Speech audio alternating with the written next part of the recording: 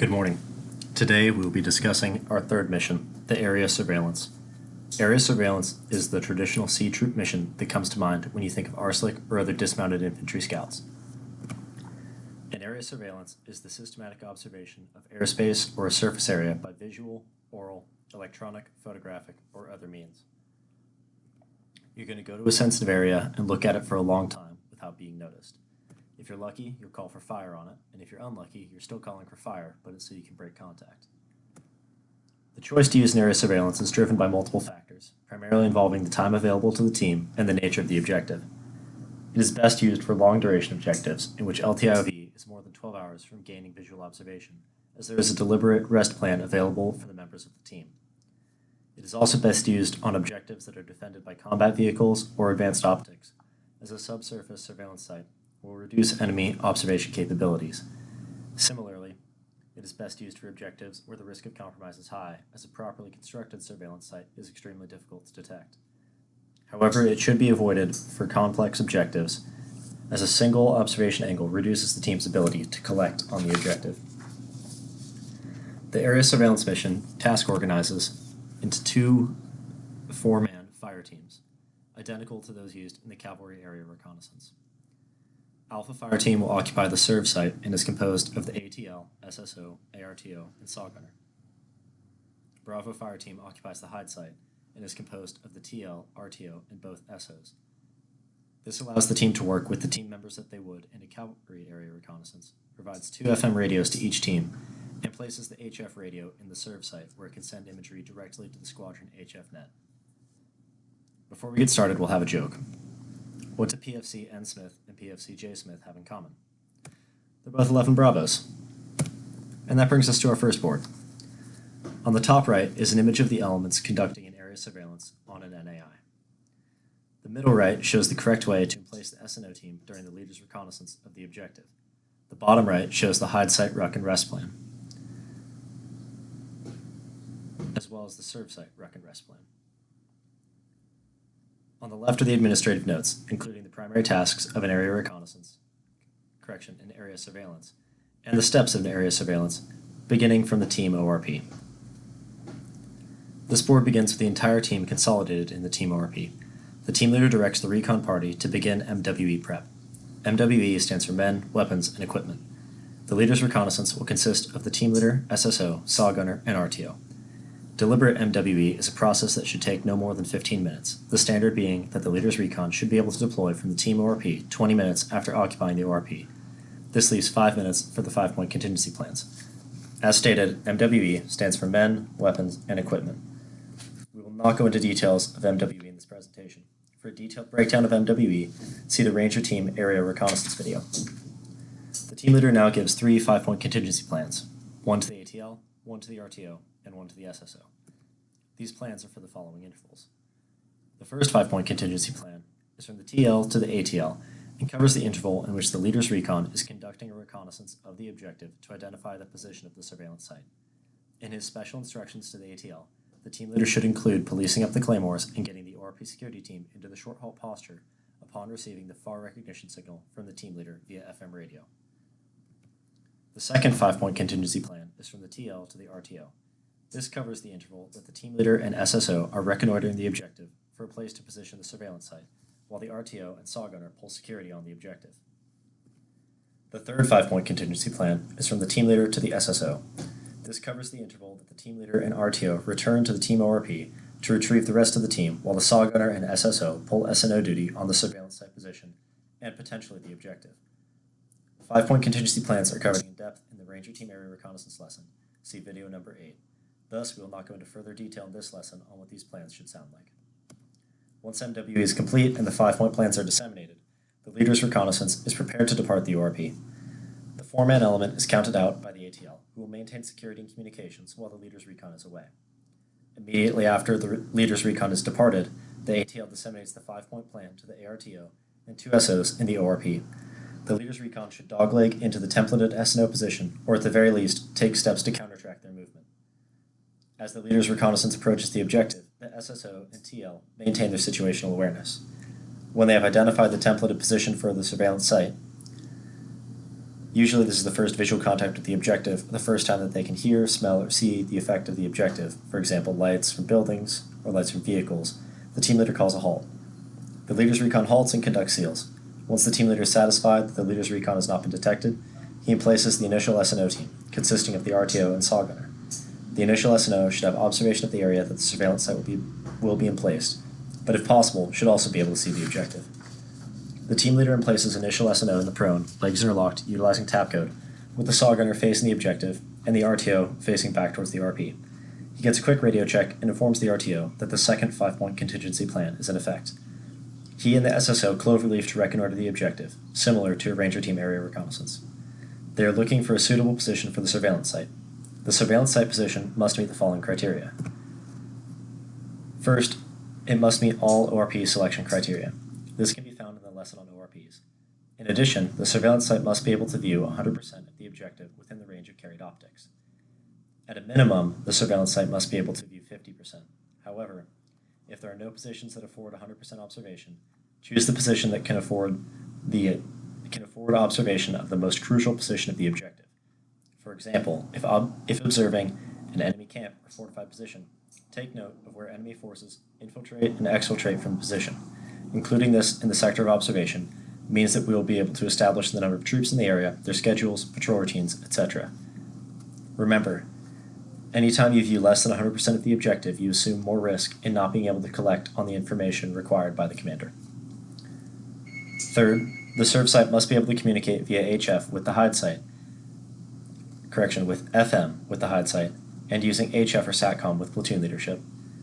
Fourth, ensure the site is located away from any man-made objects and downwind of inhabited areas. Fifth, ensure the site uses but is not dominated by the high ground. Once the team leader and SSO identify a spot that meets this criteria, they return to the S&O position and move the S&O to the position of the surveillance site. The team leader leaves the SAW facing the objective and places the SSO where the RTO had been, legs interlocked with the SAW in the prone, utilizing tap code. The SSO faces back toward the ORP. The team leader then informs the SSO that the third 5-point contingency plan is in effect. The team leader radios the ATL in the ORP and sends the far recognition signal. The ATL directs the ORP security team to police up the claymores and gets the men ready to move and into the short halt posture. The team leader and RTO return to the ORP, exchange near recognition with the ATL, and are counted into the ORP. The team leader briefs the ATL on the location of the serve site, as well as the grid, azimuth, and direction to the serve site. The ATL disseminates this information. The team leader then radios the SSO and sends the far recognition. The RTO then takes a knee, and, if doing so is tactically sound, will await the incoming team in that position. The team leader then leads the 6-man element to the S&O position, and at the S&O position can begin construction of the surveillance site. On arrival at the serve site, the team leader exchanges the near recognition signal with the SSO, and the team begins surveillance site construction. During this time, based on MET-TC, the ATL will manage security of the site. At the very least, the SAW will always be oriented towards the objective, allowing immediate suppression of enemy soldiers if the team is compromised. The ATL can add additional men to the security perimeter as needed. He balances the need for security with the need for manpower to construct the surveillance site quickly. The amount of men needed to construct the surveillance site depends on the type of site the team uses. The team leader will decide which site the team will utilize on his leader's reconnaissance. There are 3 types for him to choose from.